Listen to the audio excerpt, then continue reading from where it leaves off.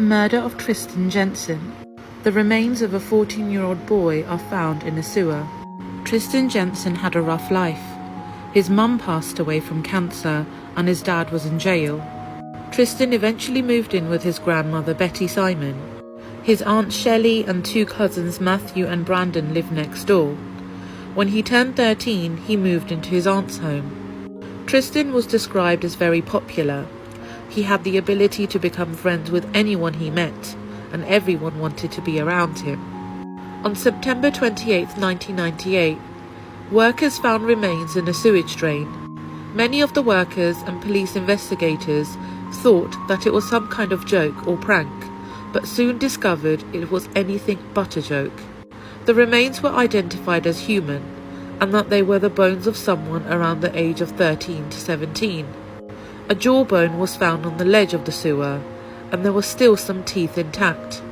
The police checked missing persons reports and actually found a missing persons flyer on the door of a local business. The report was of a 14-year-old boy named Tristan Jenson. His family had reported him missing 7 weeks earlier. The police went to speak to Tristan's grandmother and aunt. Tristan's aunt said that she heard the discovery of the remains on the radio and that she had a gut feeling it was Tristan. The police asked Tristan's family if they had any items that they could use to positively identify the remains. Tristan's grandmother had one of his baby teeth, and it was sent in for testing. The remains were positively identified as Tristan's. His family was heartbroken. Tristan's remains were sent to the coroner for further testing. Sadly, the cause of death was ruled as undetermined due to the discomposition. The police believed that the sewer gases had skeletonized the bones so quickly. They also believed that Tristan was very small and probably didn't go inside the sewer on his own. He had probably been placed there by whoever had killed him. The police canvassed the area, and when they were doing so, a 15-year-old boy named J.P. Remsen said he had seen a dark-coloured van in the area. He saw some people that he described as being Hispanic put something in the manhole. The police questioned the neighbours about the van. No one else had seen anything, but they did know that JP was a very troubled boy. The neighbours said that JP would often play in the manhole and set off fireworks. JP's backyard faced the manhole where Tristan's jawbone was found. The police went to JP's home to speak with him again. When they arrived, they could see a box of knives sitting in the doorway. JP's dad answered the door and told them that JP would be home from school later on.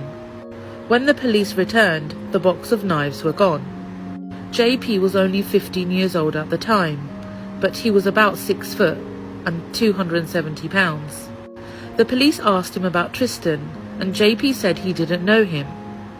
The police didn't have many questions for JP, but they did question the neighbours about the Remsen family. They discovered that Mr. Remsen built fireworks in the garage, even though it was illegal in Redlands, California.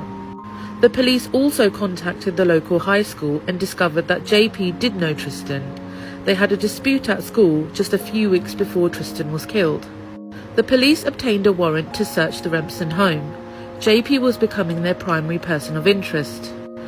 When the police went inside the home, they found several bloodstains. However, their search came to an abrupt end when some investigators found explosive devices in the Remsen garage and kitchen. In fact, they later said that they had found 1,000 pounds of explosive devices. They had to bring in a squad. A hole had to be dug so that they could deactivate the devices. JP's parents, John and Susan, were taken into custody.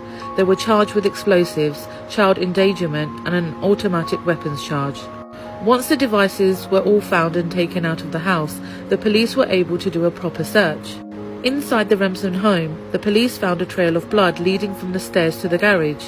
There were several bloodstains in the garage, and the police didn't even need to use luminol or any chemicals.